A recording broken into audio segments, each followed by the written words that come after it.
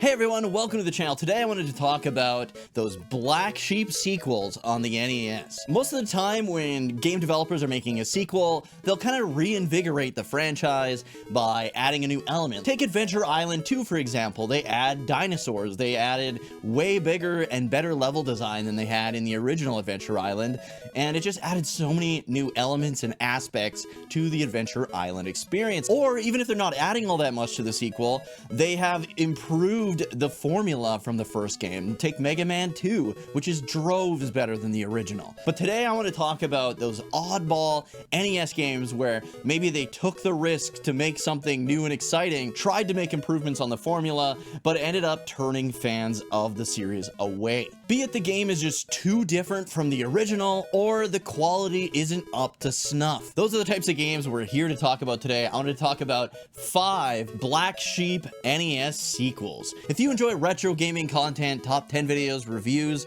all that good stuff, please remember to like, subscribe, turn notifications to all, and hype the video. These are just 5 iconic Black Sheep sequels on the NES that people were absolutely hyped to get their hands on back in the day, and then so many people were disappointed. Or they just brought in a whole new fan base that didn't really have anything to do with the first game. Now let's get into it.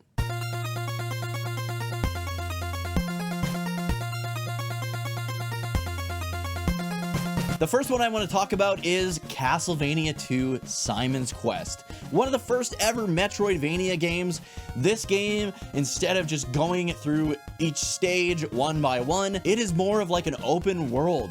In fact, I haven't seen a Castlevania game like this since. Like I said, this is a Metroidvania style game, but most of the Metroidvania Castlevania games, you're in like one castle or one mansion or something like that. In this one, you are roaming the countryside. You're going from town to town, getting new hints, new items, new abilities, and then you go to these mansions, defeat the enemies within, and get access to important items that'll allow you to defeat Dracula once and for all. This game was a huge branch off from the original formula. Like I said, where you're just going through Dracula's castle. The level was very linear. There's just one way to go, one place to go, and it was just stage, boss fight, and move on until you got to Dracula himself. In this, there's only one boss really in the whole game, maybe 2. You gotta fight the Carmela's mask thing, and then you fight Dracula at the very end, and I think this just turned a lot of people off. The game wasn't the best at telling you exactly where to go. It's kind of that obscure NES era where the developers have this grand idea of what they want the game to be and have a tough time kind of explaining to players how to get the most of it.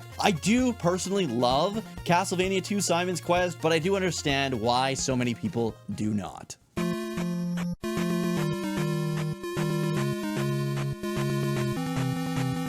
Similar to Castlevania II: Simon's Quest, I want to talk about Zelda II: The Adventure of Link.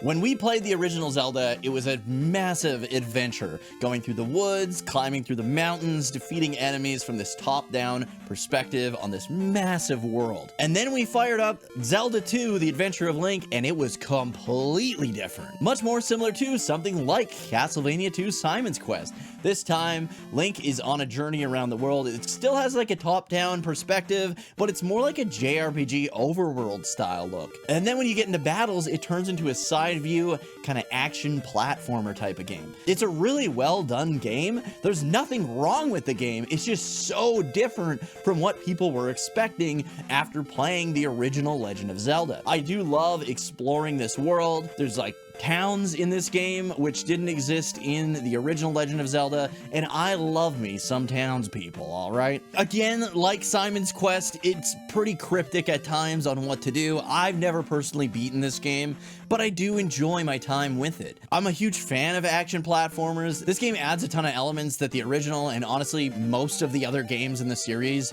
does not have. You got the nice like downward stab jump. The way magic works in this game is pretty sweet as well. You've got these different spells that'll give you different abilities, and they kind of last temporarily. You've got an MP bar, and you level up to get stronger, which is really cool as someone who's a huge JRPG fan. I personally enjoy Zelda II: The Adventure of Link, but like I said, I've never beaten it. The difficulty is crazy in this game, and I think that's another thing that turns a lot of people off from it. It has a lot of great things to offer, but it's not what people were expecting, and that's what makes it a black sheep game on the NES.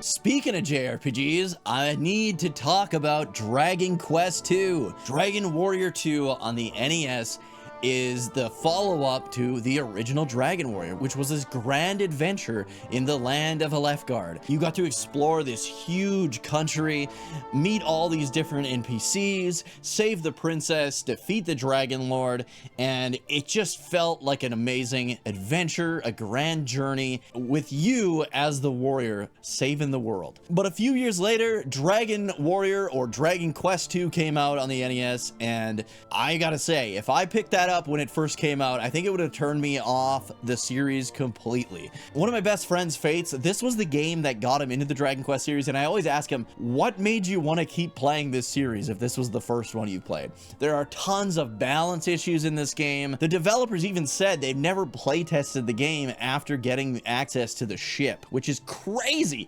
That happens like a quarter of the way into the game. The characters aren't really well thought out. The Prince of Canik is just constantly dying. I love the guy, but he's almost always in that coffin or a ghost in the NES version. I think people just expected more from the sequel to Dragon Warrior, and they got more. The world is like 4 times larger than the original Dragon Warrior, but it's like they didn't know how to do that properly. They had this great idea and they just weren't quite sure how to properly execute it.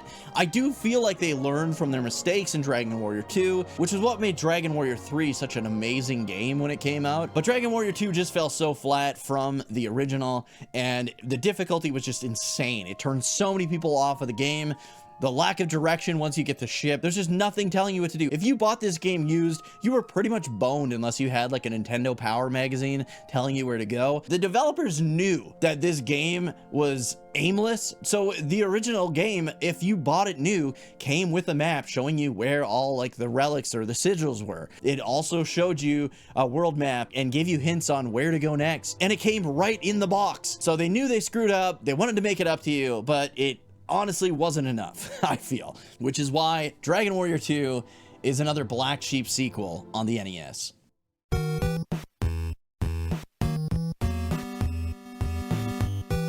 Next up is Metal Gear 2 Snake's Revenge.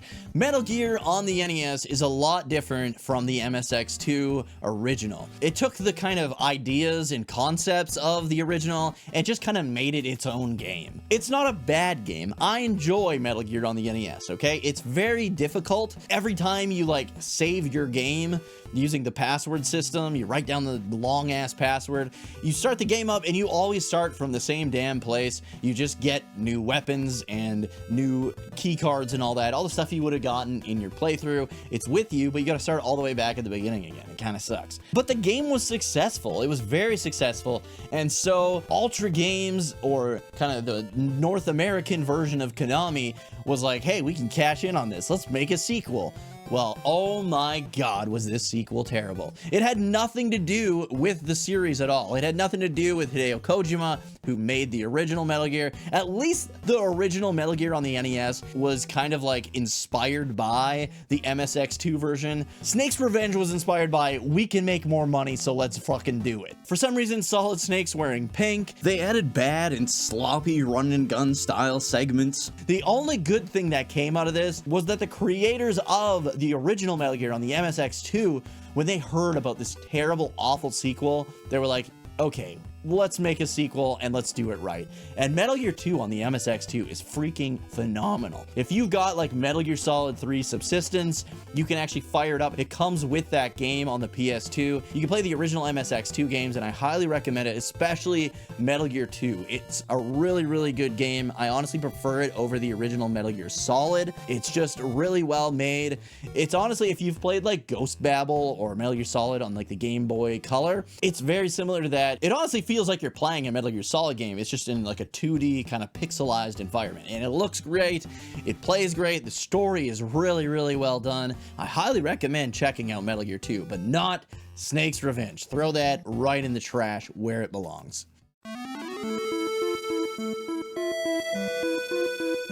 And the final game I wanted to talk about, it's cheating a little bit because it never got released here in the West, and that is Final Fantasy II on the Famicom. Now we have access to it with like the pixel remasters where they fixed a ton of stuff up, but it's still not a very enjoyable game in the least. The level system is completely different from what we had in the original Final Fantasy. The story's not too bad, honestly, considering this is like the first Final Fantasy game with an actual story, but it really boils down to the leveling system. It's just completely broken. You'll gain more strength and stats by just punching yourself in the face, casting magic at your party members, shooting them with arrows, than you will actually battling and grinding like you normally would in a JRPG. It all seems so random at times too. The difficulty is all over the place. One minute you'll be walking in an area that you're supposed to be, and then you'll cross this imaginary line into some area with like these absolute juggernaut enemies that'll one-shot your entire party. And there's nothing really separating those two areas. You have access to them both. In fact, if I remember correctly, you can pretty much walk the entire world map of Final Fantasy II very, very early on if you want. So they never really thought out the world map design. There's not a lot of direction in the game, and that leveling system is just so terrible. If you're gonna play it at all, play the Pixel Remaster. I played the PS1 remake, Final Fantasy Origins, back in the day, and that was kind of my first experience with the game. I did get pretty far, but I didn't really enjoy it at all. I was just playing it because it was another Final Fantasy game, and that's really the only reason anybody plays it, is because it's got that Final Fantasy sticker on it. It's not a good game. If you like any of these games, let me know why you love them. Some of these games aren't bad. In fact, most of them aren't, but they're just so dang different from what we expected from that franchise. If you enjoyed the video, please remember to like, subscribe, turn notifications to all, hype the video if you want to help the channel out, and thank you guys so much for watching. Check out my main channel if you're a fan of JRPGs. It's just Dookie03 right here on YouTube. I also stream 3 nights per week, Tuesday nights, Thursday nights, Sunday nights, and then even sometimes on Saturday mornings, depending on my weekends. Anyways, guys, thanks again for watching. I'll see you in the next one.